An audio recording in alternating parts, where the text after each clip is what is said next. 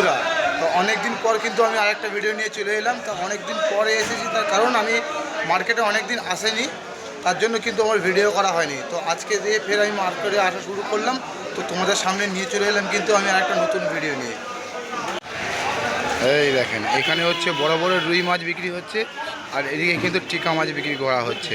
আর ওইদিকে দেখুন রুই মাছ কিন্তু বিক্রি হয়ে গেছে, যেটা পাল্লায় কিন্তু তুলে নিয়ে যাওয়া হচ্ছে।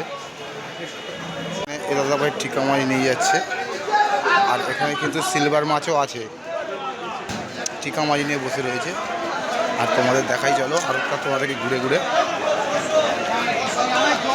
এই দেখো অকশন চলছে।